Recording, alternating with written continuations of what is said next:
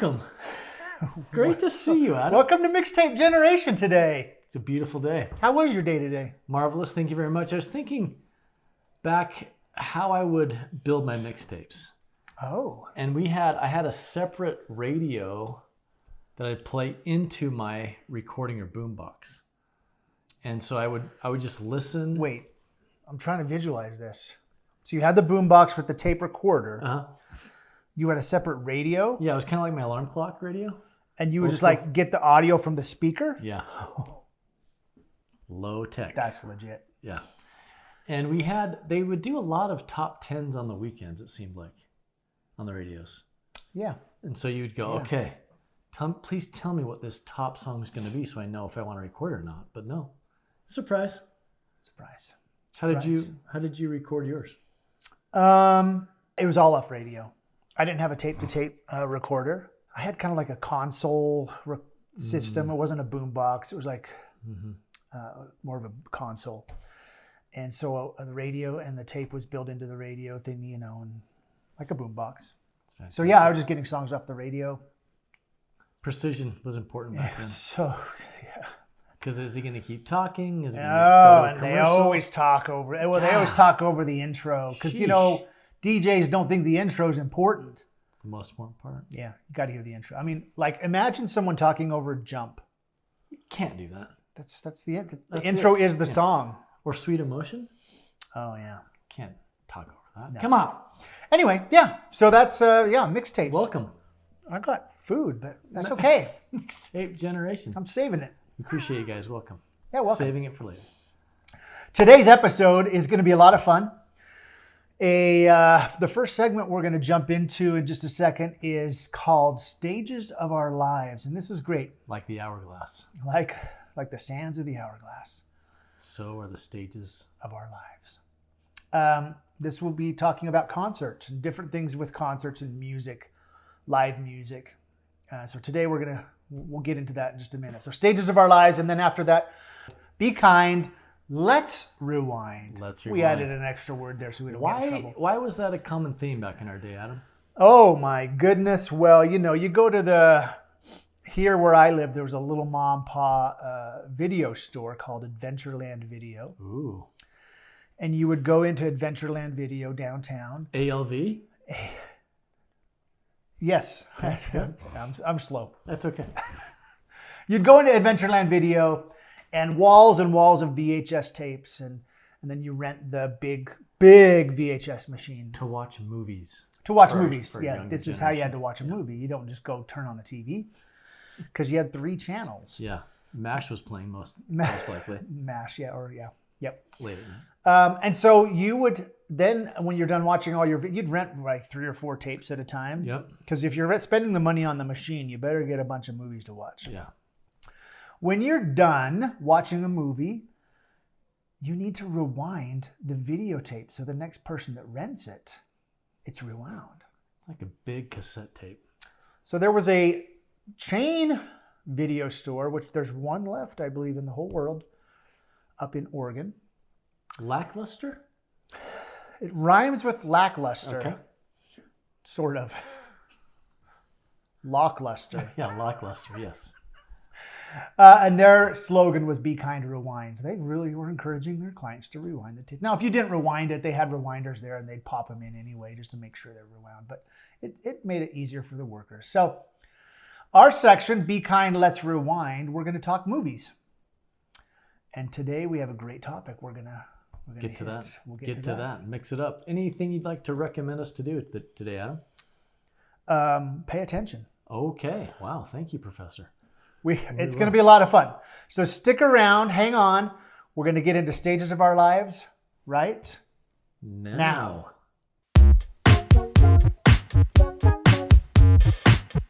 Welcome to Stages of Our Lives. We're going to talk today about our first concerts we ever went to. Live. Not dead. We were living. And some of the favorite concerts we've gone to. And Chance and I have both been to a lot of concerts. And I know he hasn't told me much of his. I know a few, and I've told him a few of mine. So this this will be fun to get Don't you into. do a tradition in your family with your children when they get to a certain age? You take them to their. Well, we did it with our oldest child. So now that you've said that, my other kids are going to be like, Dad didn't do that with us. Sorry about that. It's okay. I'll tell you about that one when we get to it. Fantastic. Would you like to start us off with your first concert? I was very fortunate. My father was a rocker, and so he valued concerts. And so by the time I was really young, I was going to different concerts all the time. And back in the day, we had a place called the Salt Palace. A lot of references to salt in Utah. And we went to this concert, and there was this beach ball flying around the concert. You'd hit it back and forth, and it was the Beach Boys. Early 80s, maybe late 70s. Just a really fun concert. Fantastic. Beach Boys. I've got a Beach Boys story to tell in a bit. My first concert was 1983. I had to look it up on the internet. May 30th, 1983, at the Salt Palace. Nice. Salt Palace was a great venue for concerts. The sound in there was so good. So I was 12 years old, and I went with my brother and his friend, and his friend's mom took us because my brother was only 15 at the time, so he wasn't old enough to drive yet either. And we went to see Men at Work. Oh, nice. And it was the Cargo Tour, which was their second album. And so they played all the hits off the first and second albums, which is really all their hits, first two albums. And it was fantastic. And I remember 12 years old thinking, this is the coolest thing. I'm at a concert. And Men at Work, who I absolutely love, Colin Great A. singer, yeah. Oh, yeah. His so voice good. is great. So good. So that was my first concert. Fantastic. One that I went to without the assistance of my parents, a friend of mine in high school said, hey, let's go to this concert. It's down in Provo. We got rides down there with our parents. And now, if someone says, let's go to a concert in Provo, that's usually not a good sign. So you're starting off. Right. But back then, the one of the largest capacity places for an indoor concert was the Marriott Center back in the day. Yeah. Still is. They don't do concerts there anymore. They do some concerts, but not rock and roll concerts. Anyway, so we pull up, we get in there, and this intro's playing, and I look over, and this massive organ is coming up out of kind of where the audience is playing, and then the organ starts going, and it was Boston, like third stage. It was incredible. Well, I loved it. Great memory. Grateful that my friend invited me to go down to that. It was incredible. Speaking of the Marriott Center, I've got a good story. A concert I went to at the Marriott Center. So I was a big B-52s fan. Loved the B-52s. And their album Cosmic Thing was out. This was 1989, 1990, right around there. I think 89. And they were in town doing a show down at the Marriott Center. And my good friend of mine and I were just hanging out, he and I that night. I jokingly said, let's go down to the Marriott Center. The B-52s are playing. So we went down. And it had been long enough that it was like the second half of the concert, which means the security at the doors were being a little... lackadaisical, would you say? You would say that. A little nice? Little like leaving gaps. Okay. And so we saw a gap and we booked it in. Seemed to happen at other events, the second half of large events. They would... Yeah, they just kind of give up. Yeah, whatever. Got yeah. Enough people here, have a nice day. So we caught the second half of the B-52s and it was so much fun. And I went back and saw them again at the Delta Center in like 93. Fantastic. Great show. What other concerts? Well, my brother was out of the country and one of his favorite bands was in town. So my younger sister and I went kind of to a concert in his stead, kind of in his honor. Yeah, yeah. And we saw Rush. Oh. In the Delta Center. Which, that was, what year? Mid-90s, probably 94, 95. Counterparts, probably, tour, I would think. I was like, wow. That was your first time seeing Rush? Yes. So in 1986, it was the Power Windows album. Small Rush fan. A little bit. My brother was a huge Rush fan, and he was my older brother. Still is. He's still with us. And still a Rush fan. And still a Rush fan. But because I looked up to my older brother, and younger brother wants to listen to the music older brother listens to, yes, I started listening to Rush too. Mm-hmm. So I got a chance to go with him in, I think it was 1986, to Rush, my first Rush show. And funny story, do you remember the, I want to say Traveling Wilburys, but it's not Traveling, it's the, they had the song called Tough Enough, Ain't I Tough Enough? Oh, kind of a blues band. Yeah. They were the opening band, and I felt so bad for them because the audience were saying things that I can't repeat on this video, telling them to get off the stage. Yeah, we're not here to see you. Yeah, and I felt so bad because they had a hit. They had one hit, and that's all they had. But like they were great. Bands in the 80s. Yeah, and I felt so bad. But then Rush was amazing. And then I saw Rush many more times after that. Fantastic. What other concerts? I was very fortunate a few years back to get a gift from my siblings and see Howard Jones. Oh. His acoustic. That would be a great show. It was funny because my wife said, it's nice to be in a place where everyone's about the same age as us. Yeah. That was nice. Yeah. Yeah. Yeah. He's good. He loves to tour. I think he loves to perform.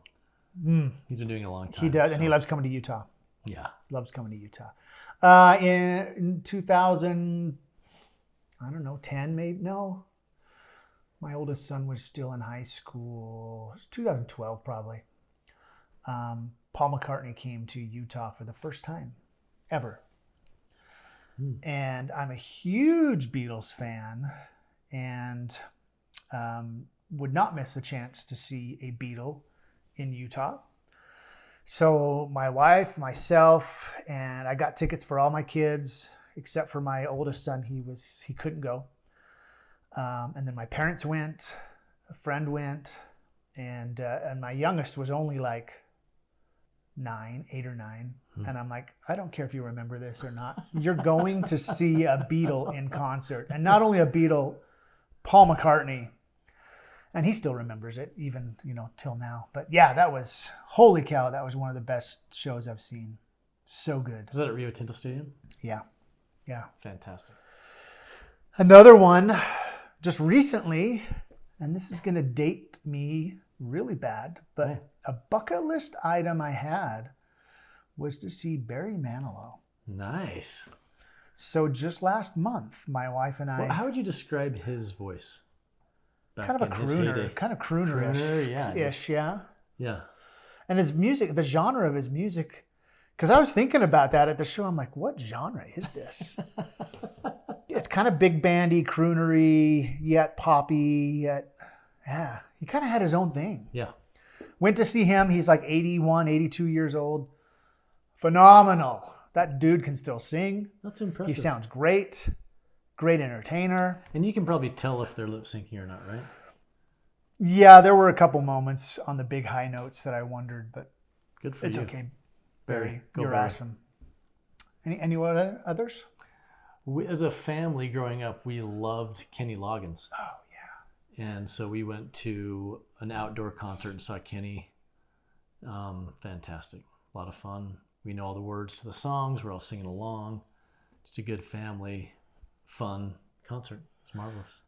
If you guys have a concert that your first concert or a favorite memorable concert, I'm sure as this series goes on, we'll talk more about concerts because we've been to a lot of concerts, and a lot we can share about that. So put in the comments your favorite and let us know because we'd love to read what you've been to and what you've enjoyed. And we'd like to invite you to subscribe. Subscribe, absolutely. And what's the other word? Like. If you want. And share.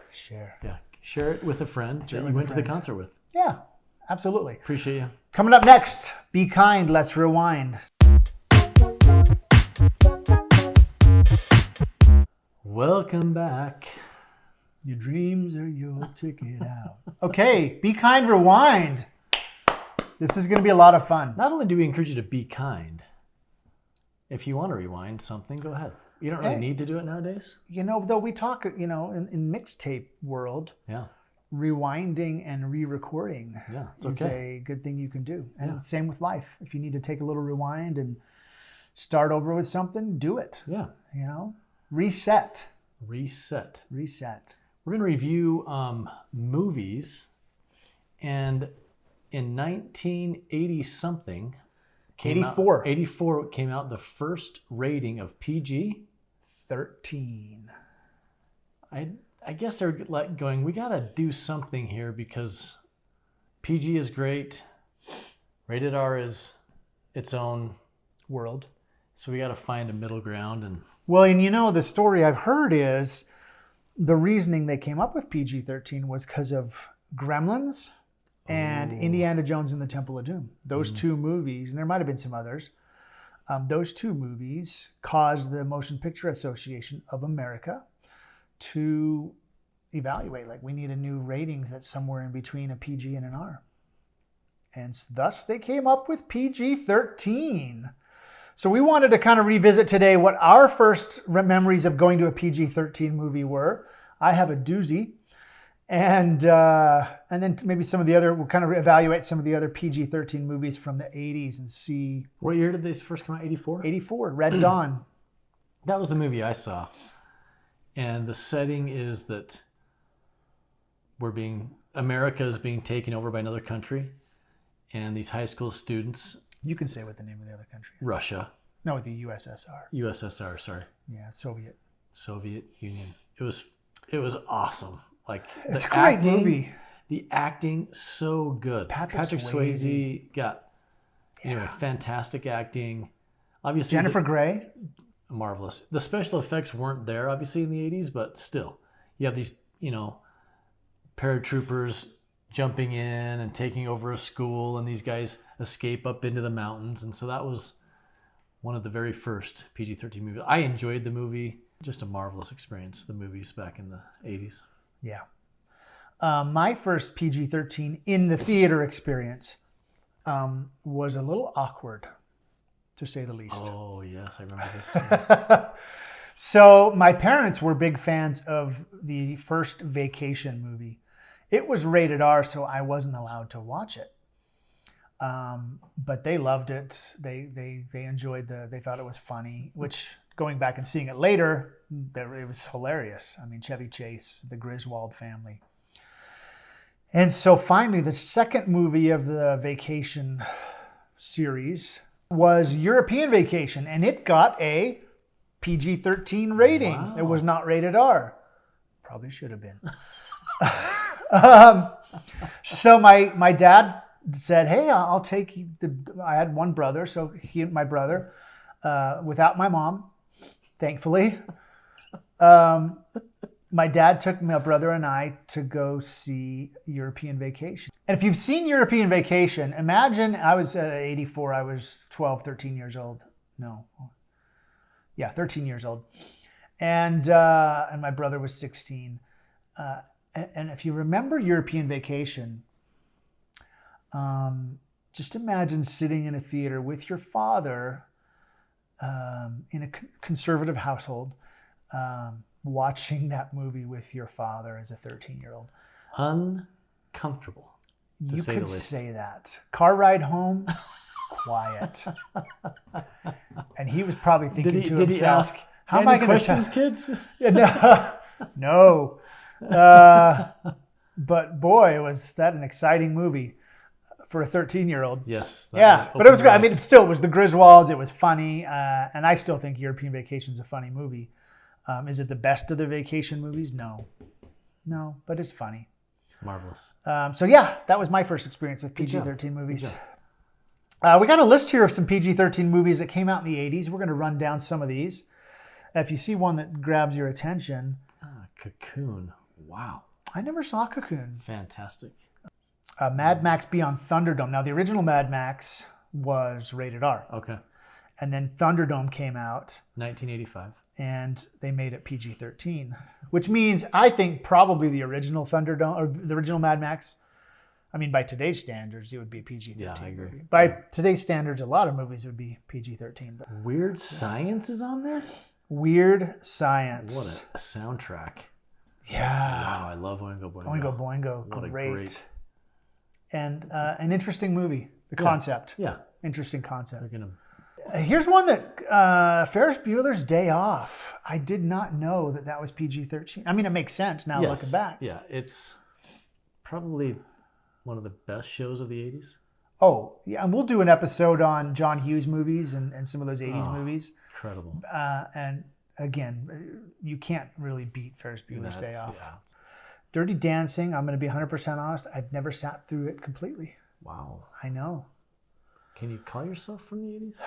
Well, don't put Adam in a corner. So there's some PG-13 movies from the 80s. First? Yeah. Again, my first was European Vacation. Yours was Red Dawn. I wish mine had been Red Dawn with my dad. That would have been a lot better. But go high school kids. Good job. Thanks for saving America. We'd love to hear about your PG-13 experiences. Yeah. What movies did you love? Did you not love? And please comment below. Thanks. Yeah. And be sure to like and subscribe and share. And remember that life is the ultimate mixtape. The way we get to live each day is like making a mixtape every day. We get to create a new track that we get to record when we wake up in the morning. So make sure you record your new track each and every day. Thanks for pressing play with us. And we'll see you next time on Mixtape Generation. Appreciate you.